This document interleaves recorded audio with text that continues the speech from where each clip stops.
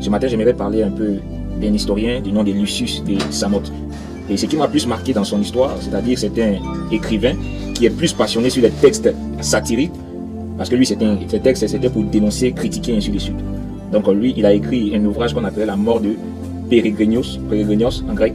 Donc dans son ouvrage, il va décrire quelque chose de très important que la Bible explique.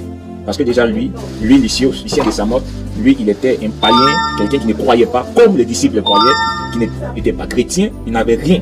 Il n'avait aucun intérêt à soutenir le christianisme, il n'avait aucun intérêt à soutenir quoi que ce soit qui est sorti avec le Christ. Parce que lui, il n'avait pas sa foi en Jésus-Christ et il était des colonies des Romains. Il a vécu au 2e siècle. Parce que le christianisme, nous savons très bien qu'il est né au 1er siècle à l'an 33, les jours de la Pentecôte, va maintenant s'être expansé partout, jusqu'en Afrique, jusqu'à Alexandrie. Et lui, il va écrire ceci dans l'une de ses écrits, qu'il écrit pour dénoncer, c'est dans La mort de Pérégrinios. Il dit ceci, il dit, les chrétiens, vous le savez, adorent encore aujourd'hui un homme crucifié en Palestine, parce qu'il a introduit ce nouveau culte dans le monde. Donc ici, lui, il reconnaît que les chrétiens du 1er siècle, les chrétiens de l'église primitive, ils adoraient Jésus-Christ crucifié. Oui, donc nous comprenons que la vraie adoration qui est sortie du christianisme, c'est que les chrétiens qui vivaient à leur époque, au 1er siècle, comme lui au 2e siècle, ils croyaient que Jésus a été crucifié et ils ont vu Jésus-Christ crucifié. Maintenant, d'où vient aujourd'hui qu'on attend d'autres qui nous disent Jésus n'a jamais été crucifié? On dit les chrétiens qui ont vécu à son temps, ils ont adoré Jésus-Christ crucifié. C'est ce qu'il dit. Et notez bien qu'il n'était pas chrétien. Donc ici, voici déjà la première chose qu'il dit. C'est au chapitre 11 et au chapitre 13.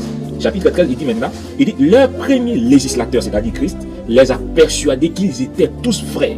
Donc il montre que l'enseignement que Jésus a laissé à ses chrétiens de l'église primitive, Jésus les avait montré que eux tous ils étaient frères, qu'il n'y avait pas de plus grand parmi eux, il n'y avait pas de supérieur parmi eux, mais ils vivaient tous comme des frères. Et qu'est-ce qu'il dit? Il dit, et qu'ils étaient tous frères.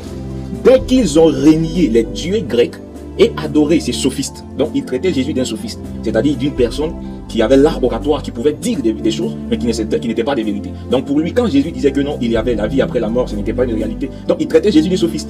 Mais il dit quelque chose encore, il dit ils régnant les dieux grecs et adorer ces sophistes crucifiés, et qu'ils vivent selon ses lois. Donc il dit les chrétiens du 1er siècle, les chrétiens qui vivaient en son époque, les chrétiens de l'église primitive vivaient selon les lois de Christ. Donc selon les lois de ces sophistes crucifiés. Et il chute par là pour dire ceci, ils méprisent la mort et se livrent volontairement les uns pour les autres.